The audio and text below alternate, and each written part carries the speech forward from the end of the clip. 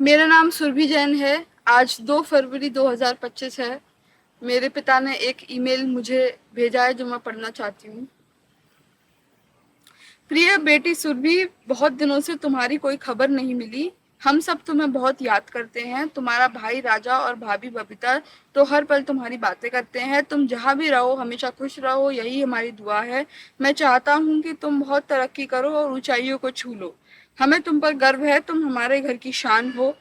घर में सब तुम्हें बहुत याद करते हैं। अगर संभव हो तो हम सबसे बात कर लेना, तुम्हारी आवाज़ सुनकर दिल को सुकून मिलेगा। बेटा, आजकल तुम्हारी मम्मी बबीता की तबीयत ठीक नहीं चल रही है। आज डॉक्टर ने उन्हें एडमिट करने के लिए कहा था।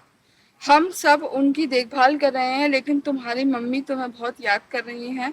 अगर हो सके तो बात कर लेना, उन्हें अच्छा लगेगा। मिस यू, लव यू बेटा, तुम्हारा पापा।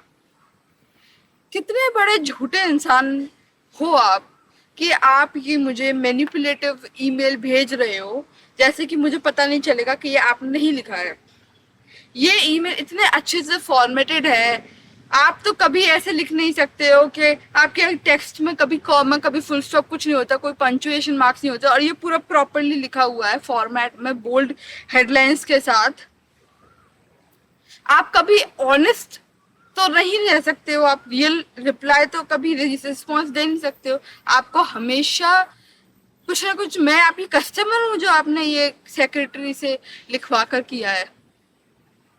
ये सब चीजें नहीं चलेंगी आपकी। आपके पास मेरे आपके पास कोई जोर नहीं चल रहा है मेरे ऊपर, क्योंकि आपके पास कोई पावर नहीं है मेरे ऊपर। You have no power over me.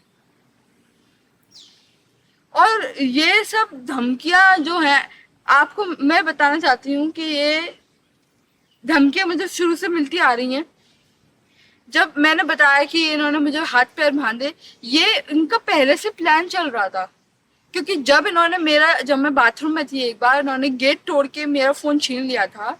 और मेरे को 4-5 लोगों से इन्होंने बोल दिया था मेरा हाथ पैर पकड़ने के लिए। तब ये बोल रहे थे कि मुझे हाथ पैर पकड़ के रखना पड़ेगा। मैं बस अपना फोन वापस लेने की कोशिश कर रही थी बस। और इन्होंने बोला कि मेरे हाथ पैर बांध कर मुझे रखना पड़ेगा अब से। और जैसे ही इनको मौका मिला ऐसा करने का, इन्होंने कर दिया। इन्होंने मेरे हाथ पैर बांधे। इन्होंने अपने एम्प्लॉयज को बुलाकर बोला कि मुझे पकड़ के रखें। मुझे किसी ने मेरा पैंट उतारा, किसी ने इंजेक्शन दिया। मुझे बहुत ही हेल्पलेस महसूस हुआ, बहुत घटिया महसूस हुआ, बहुत बेकार महसूस हुआ। कुछ नहीं कर पाई मैं।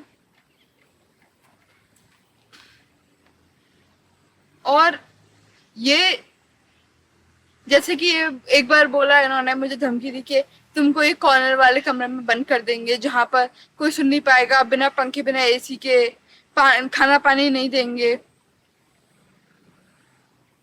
तो ये सब चीजों की वजह से तो मुझे बुरा लगेगा ही। मैंने इसलिए तो भागने की कोशिश करी। इन्होंने एक बार मेरे को बोला कि तुम्हें तुम्हें जो है दरवाजे के नीचे से ऐसे खाना की प्लेट डाल के देंगे, कैदियों की तरह। तब पहला टाइम था जब मैं फिरोजाबाद से भागी थी।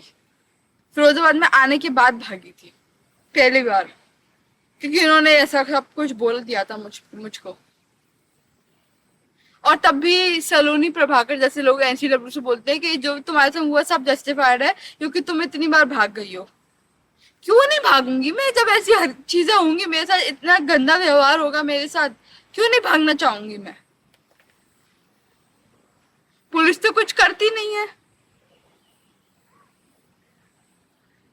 और इन्होंने बोला कि तुम्हारी शादी करवा देंगे एक घटिया इंसान से, तुम जिसको पसंद नहीं करती। क्योंकि मेरी मम्मी ने बोला, मेरे को कंफर्म किया कि हाँ, इसका मतलब यही होता है, जब तुम किसी और के ऐसे इंसान से शादी करते हो तो उसका मतलब रेप होता है। लेकिन ये क्या बोलूं मैं? तब भी लोग मुझे बोल रहे हैं कि मैं पागल हूँ, कि मेरे पिताजी ने ऐसी ऐसी छवि बना दी है। सबको इन्होंने बोला कि सुरभि पागल है, पागल है। कुछ भी कर दी। क्यों तुम, किसी ने दिमाग लगाने की कोशिश करी कि मैं ऐसा क्यों कर रही हूँ, मैं भागने की कोशिश क्यों कर रही हूँ? नहीं, इन्होंने बोल दिया, सबने मान लिया। कौन से डायग्नोसिस देख लिए इन लोगों ने जो मुझे पागल बोल रहे हैं ये लोग? कौन से डायग्नोसिस है? इन्होंने सब में ऐसा डिक्लेयर कर दिया कि मैं पागल हूँ, पागल हूँ। और जब मैं वहां से चली भी गई, उसके बाद इन्होंने लेटर भी भिजवा दिया मेरे मेंटल इंस्टीट्यूशनलाइजेशन के लिए। तो मैं, जब ये चीजें होती रहेंगी, मैं क्यों नहीं भागूंगी? मैं अपनी जान बचाऊंगी ना। आप मेरे विश्वास नहीं करते तो आप पापा खुद के वर्ड्स को दोबारा से सुन लो आप, ठीक है?